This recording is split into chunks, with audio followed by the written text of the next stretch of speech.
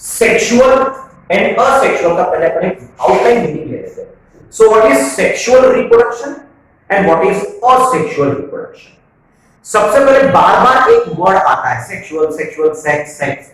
मैंने आपको पहले ही क्लियर कर दिया था कि सेक्स का मतलब कोई रिलेशनशिप नहीं है. सेक्स का मतलब होता है इंडिविजुअल. बराबर. और हमने दो प्रकार के इंडिविजुअल पढ़े थे, एक मेल और दूसरा फीमेल. यही तो पढ़े थे. अब यहां पे मेल बॉडी में फादर स्पर्म बनता है पढ़े थे, जिसमें 50% जेनेटिक कंपोजिशन फादर का है, मतलब मेल का है. और दूसरा अपन ने मियोसिस में या ओवा बनते हुए पढ़े थे, और इसमें भी 50% जेनेटिक कंपोजिशन किसका है, मदर का. जब स्पर्म एंड ओवा का फ्यूजन होगा, कैसे होगा, फर्टिलाइजेशन. इंसान में कॉप्यूलेशन होगा, स्पर्म अंदर छोड़ा जाएगा. प्लांट्स में पॉलिनेशन होगा, स्पर्म छोड़ा जाएगा. दोनों केस में, चाहे प्लांट हो चाहे एनिमल हो, दोनों केस में मेल बॉडी का स्पर्म फीमेल के बॉडी में जाएगा, और फीमेल के बॉडी में स्पर्म किसके साथ फ्यूज होगा, ओवा के साथ. तो 50% एंड 50% इज इक्वल टू 100%. तो यहां पे एक नया सेल मिला, न्यू सेल, और इस न्यू सेल को हमने पढ़े थे जाइगोट. और ये जाइगोट में 100% ऑफ जेनेटिक कंपोजिशन आ गया. लेकिन इसमें 100% जेनेटिक कंपोजिशन एक ही सेक्स का है क्या, नहीं. 50% मेल का है और 50% फीमेल का है, मतलब यहां पे मिक्सिंग ऑफ जेनेटिक कंपोजिशन हुआ है. इसीलिए अब ये जाइगोट से जो बच्चा बनेगा या जो झाड़ बनेगा, बनेगा ना, प्लांट तो बनेगा ही बनेगा. तो बेबी बने या प्लांट बने, ये कभी भी इस पैरेंट का जेरॉक्स कॉपी नहीं रहेगा. कारण मेल का 50%, फीमेल का 50%. इसलिए ये जो बेबीज बनेंगे, चाहे वो प्लांट बेबी बने चाहे एनिमल बेबी बने, ये combination of male and female का. बराबर. तो ये जो न्यू इंडिविजुअल बना है, this is an new individual. तो ये न्यू इंडिविजुअल जो बना है, ये combination of male sex and female sex का कॉम्बिनेशन से बना है. इसलिए नया चीज रिप्रोड्यूस हुआ by the involvement of both the sexes. इसलिए इसको बोलते हैं सेक्सुअल रिप्रोडक्शन, जिसमें दोनों सेक्स इन्वॉल्व है. ये मैं बोला कि सेक्स इन्वॉल्व नहीं है, सेक्स तो इन्वॉल्व रहेगा, कैसे वो भी समझाता हूं मैं. बराबर. सेक्स तो इन्वॉल्व रहेगा, लेकिन कितने सेक्स इन्वॉल्व है वो इंपॉर्टेंट है. तो इस सेक्सुअल रिप्रोडक्शन में दोनों सेक्स इन्वॉल्व है, ऑपोजिट सेक्स दोनों इन्वॉल्व है. फर्क इतना है कि यहां पे दो पैरेंट इन्वॉल्व है. मानते हो. अब गुलाब का झाड़, जासवंत का झाड़, कोई भी झाड़ ले लो. अब इस झाड़ में सपोज कोई भी प्लांट, गुलाब का झाड़, रोज. अब सपोज ये रोज फ्लावर रेड कलर का होगा. अब हम सपोज ये मेल प्लांट होगा, कोई भी प्लांट ले. अब अगर इस गुलाब का कलम हमने लिया, स्टेम, इस स्टेम को जमीन में लगा दिया, नया प्लांट बनता कि नहीं बनता, बनता है ना. तो यहां पे एक न्यू प्लांट बन गया. लेकिन ये जो नया प्लांट बना है, न्यू प्लांट, इसमें कोई 50% मेल और 50% फीमेल का आया क्या, नहीं ना. 100% एक ही सेक्स का है. अगर ये मेल प्लांट है तो ये भी मेल प्लांट रहेगा, ये अगर फीमेल प्लांट है तो ये भी फीमेल रहेगा. अगर ये रेड कलर के फ्लावर्स देता है तो ये भी रेड कलर के ही फ्लावर्स देने वाला है, मतलब ये पैरेंट का जेरॉक्स कॉपी है. तो यहां पे नया इंडिविजुअल प्रोड्यूस हुआ, दो ऑपोजिट सेक्स इन्वॉल्व हुआ क्या, नहीं. जेनेटिक मटेरियल मिक्स हुआ क्या, नहीं. तो जहां पे जेनेटिक मटेरियल मिक्स होता है ऑपोजिट सेक्स का, then only it is called as sexual reproduction. और जहां पे जेनेटिक मटेरियल ऑपोजिट सेक्स का मिक्स नहीं होता है, that is called as asexual reproduction. क्या बोलते हैं, असेक्सुअल रिप्रोडक्शन. हम ये नहीं बोल सकते कि यहां पे सेक्स इन्वॉल्व नहीं है ना, मेल सेक्स तो है. नहीं तो ये प्लांट कहां से बना भाई, मेल प्लांट से बना ना. तो क्या सेक्स इन्वॉल्व नहीं है क्या, है ना. सेक्स इन्वॉल्व है, लेकिन ऑपोजिट सेक्स का जेनेटिक मटेरियल का मिक्सिंग हुआ क्या? नहीं। ऑपोजिट सेक्स के जेनेटिक मटेरियल का मिक्सिंग हुआ है क्या? यस। दो पैरेंट इन्वॉल्व है, एक ही पैरेंट इन्वॉल्व है, बाय पैरेंटल, यूनिपैरेंटल, बराबर। दो पैरेंट इन्वॉल्व है करके बाय पैरेंटल, एक ही पैरेंट इन्वॉल्व है करके यूनिपैरेंटल। जेनेटिक मटेरियल का मिक्सिंग हुआ क्या? यस। जेनेटिक मटेरियल का मिक्सिंग हुआ क्या? नो। बराबर, समझ गए? सेक्सुअल और सेक्सुअल, क्योंकि कुछ बुक्स में क्या लिखा है, सेक्स इन्वॉल्व है करके, बट हमको बायोलॉजिकल कंसेप्ट देखना है। भले हम डिफरेंस बिटवीन में लिख देते हो, बात अलग है, बट कंसेप्ट बहुत इंपॉर्टेंट है। क्लियर?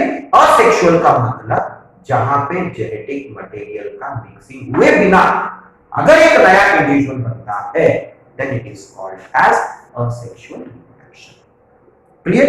और जहां पे जेनेटिक मटेरियल का मिक्सिंग होके बनता है, that is called as sexual reproduction. Mixing opposite sex का होना चाहिए। क्लियर हो गया सेक्सुअल का सेक्सुअल? अब इसमें मेन टॉपिक आपके सिलेबस में जो दिया है, that is vegetative propagation. So plant में दो main parts. So part of the plant which grows under the soil. So part of the plant which grows under the soil is an root, and the part of the plant which grows above the soil is called as shoot. Now this is according to the growth, not according to the reproduction. So growth के हिसाब से plants में दो main parts है, एक जो जमीन के अंदर जाएगा वो रूट, और दूसरा जो जमीन के ऊपर जाएगा वो शूट। शूट में मेन पार्ट स्टेम, शूट में दूसरा मेन पार्ट लीफ, और शूट में तीसरा मेन पार्ट फ्लावर। अब शूट में तीसरा मेन पार्ट जो रहेगा दैट इज फ्लावर। अब फ्लावर में ऑलरेडी अपन ने दो तीन पार्ट्स पढ़ चुके थे, स्टॉक, पेडेंकल, 10th में, pedicel, thalamus, female reproductive part carpel, male reproductive system stamen. उसके बाद जो एडिशनल पार्ट्स हमने पढ़े थे, that was petals and sepals. अब यहां पे ये जो एंथर है, ये पोलर ग्रेन बनाएगा, पोलर ग्रेन के अंदर में क्या रहेगा? स्पर्म। उसी प्रकार से फीमेल रिप्रोडक्टिव सिस्टम में ओवरी है, ओवरी के अंदर ओव्यूल है, और ओव्यूल के अंदर जो जर्म सेल रहेगा वो बनाएगा ओवम। मेल रिप्रोडक्टिव सिस्टम का एंथर, एंथर के अंदर पोलर ग्रेन, पोलर ग्रेन के अंदर स्पर्म, फिर वही पॉलिनेशन की वजह से स्पर्म फीमेल रिप्रोडक्टिव में चला जाएगा सिस्टम में, और अंदर में स्पर्म एंड ओवा फ्यूज होके जाइगोट बनेगा, जाइगोट के बाद सीड बनेगा, उस सीड में से नया प्लांट निकलेगा। मतलब new plant is the combination of 50% male genetic composition and 50% female genetic composition. मतलब ये फ्लावर रिप्रोडक्शन में डायरेक्टली इन्वॉल्व हुआ है, और एक नया इंडिविजुअल बनाते समय दो ऑपोजिट सेक्स का मटेरियल यूज हुआ है, मतलब सेक्सुअल रिप्रोडक्शन में डायरेक्टली इन्वॉल्व है। तो ये जो पार्ट है, part of a plant, flower नहीं लिखा है, so part of a plant which is involved in reproduction directly, मतलब ये जो फ्लावर है ये रिप्रोडक्शन में डायरेक्टली इन्वॉल्व हुआ है। That's why this part is called as reproductive part. मतलब झाड़ का वो हिस्सा जो डायरेक्टली रिप्रोडक्शन में इन्वॉल्व है, that part is called as reproductive part. अब यहां पे शूट वर्ड नहीं आएगा। रूट एंड शूट जो वर्ड था that was only for type of parts of plant according to the growth. The part which grows under the soil root, the part which grows above the soil shoot, ये growth के हिसाब से था। Reproduction के हिसाब से जो part directly reproduction में इन्वॉल्व रहेगा that is called as reproductive part. Now ये reproductive parts. So part of a plant which is involved in reproduction directly is called as reproductive part। मेरे मुंह से तो फ्लावर भी वर्ड नहीं निकला and the example is flower। and the part of the plant whether it is a stem or whether it is a leaf or whether it is a root, clear? So part of a plant, okay? So part of a plant which is not involved in reproduction, which is not involved in reproduction directly, but if gets favorable conditions, मौका मिला, but if gets favorable conditions can grow into new individuals।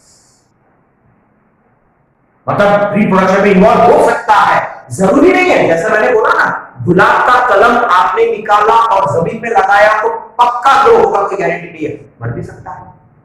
धूप काल में लगा के देखो मर जाएगा, बारिश काल में लगा के देखो बच जाएगा। कंटीन्यूअस फेवरेबल कंडीशन चाहिए, क्लियर? तो यहां पे रिप्रोडक्शन में इन्वॉल्व हुआ, डायरेक्टली इन्वॉल्व हुआ, इनडायरेक्टली इन्वॉल्व हुआ है।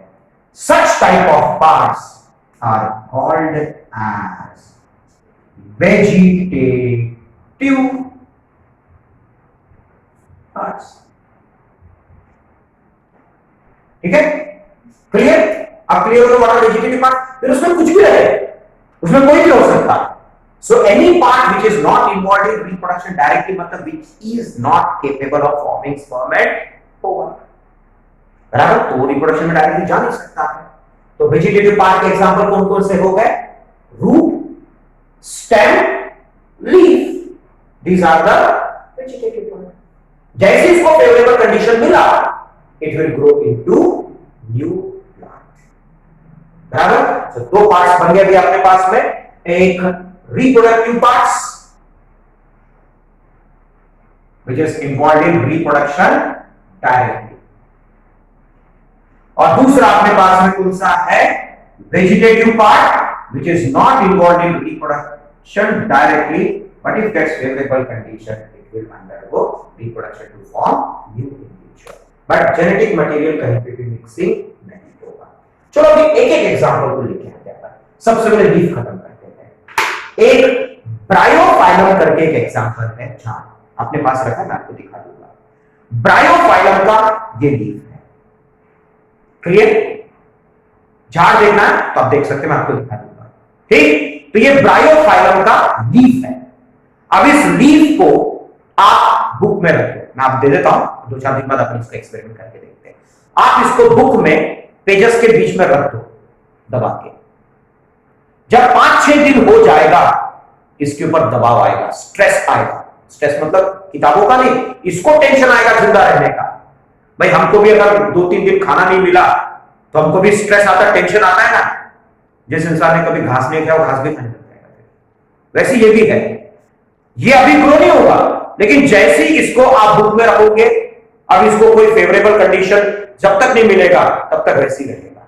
जैसे ही इसके ऊपर स्ट्रेस आ जाएगा और आप इसको फिर बाद में बुक से निकाल के, अब आप इसको थोड़ा क्लीन हो जाएगा, जमीन पे रख दो। जमीन पे मतलब सीमेंट पे नहीं, मिट्टी होनी चाहिए। और जैसे ही इसका मार्जिन मिट्टी को टच होगा तो ये मार्जिन में से छोटे छोटे प्लांट्स निकल आएंगे। आप कर लेना इसका एक्सपेरिमेंट, कोई प्रॉब्लम नहीं है, बस एक हफ्ते के लिए उसको रखना उसके अंदर। फिर जैसे ये प्लेन हो जाएगा आप घर के कोई भी मिट्टी वाला एरिया या जो आपका पॉट होगा उसमें आप रख दो, साइड से सीधा छोटे छोटे प्लांट्स निकलना शुरू हो जाएंगे। तो दिस लीफ से एक नया प्लांट ग्रो हुआ। कोई जेनेटिक मटेरियल मिक्सिंग हुआ क्या? नहीं। क्लियर? सो उसको बोलेंगे असेक्सुअल रिप्रोडक्शन। अब वर्ड आया कौन सा? प्रोपागेशन। प्रोपागेशन का मतलब होता है बनना और संकरण।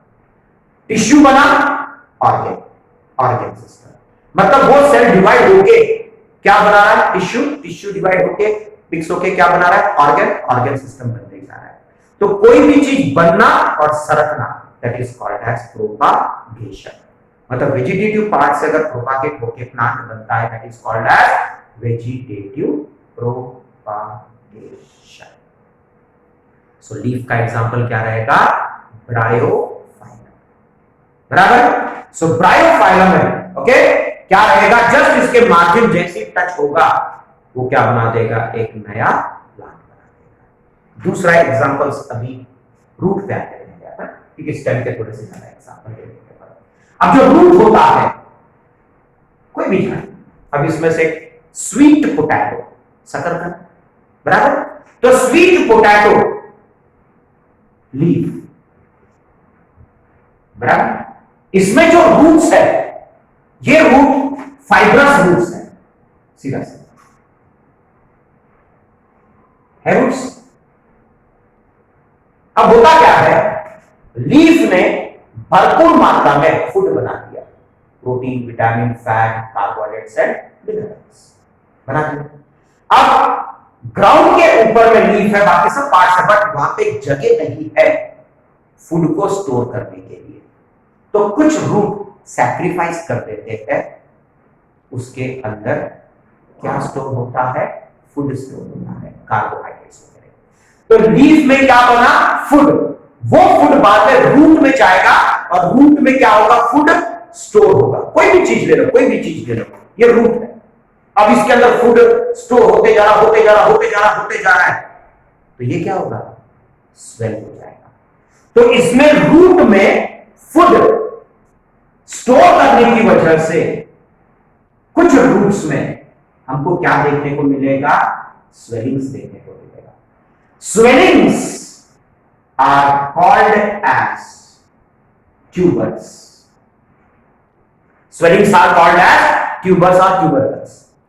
तो swellings are called as tubers. तो ये ट्यूबर किस में आया? स्टेम में आया, लीफ में आया कि रूट में आया? रूट में। That's why this is called as root tubers. क्या बोलेंगे? Root tubers. तो अगर आप मार्केट से शकरकंद लेके आओ, स्वीट पोटैटो, उसको अगर आप देखेंगे तो आलू जैसे दिखता है। फर्क इतना है कि आलू थोड़ा सा बल्ज्ड एंड राउंड रहता है, जबकि स्वीट पोटैटो इलॉन्गेटेड रहता है। जबकि दोनों में आपको, स्वीट पोटैटो में भी आपको बड्स देखने को मिलेगा, जिसका शेप आंख की तरह होता है, अपने आंख की तरह। That's why that is called as eye buds. बराबर? और जैसा पोटैटोस में दिख रहे बड्स, वैसे उसमें भी बड निकल आता है और उसी बड से एक नया प्लांट ग्रो हो जाता है। तो root is a vegetative part, और उस वेजिटेटिव पार्ट में से एक नया इंडिविजुअल ग्रो हो रहा है। That's why that is vegetative propagation through example sweet potato. अब आते हैं स्टेम की बात करते हैं। क्लियर हो गए? अब स्टेम में जनरली 3 प्रकार के स्टेम्स हैं। बता देता हूं, स्टेम की बात मैं रूट की तो बात कर ही नहीं रहा हूं। स्टेम 3 प्रकार का है, मैं एक ही में निपटा देता हूं। Stem, okay?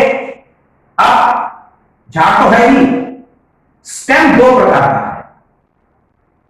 एक स्टेम जो जमीन के वर्टिकली अपवर्ड ग्रो होता है, that is called as aerial stem. क्या बोलते हैं? Aerial stem. झाड़ पे सीधे एक ही चार्ट में मैं सब बता रहा हूं, लेकिन एक ही चार्ट में समझे रहेंगे। और अगर सपोज स्टेम जमीन को टच होते हुए जाता है,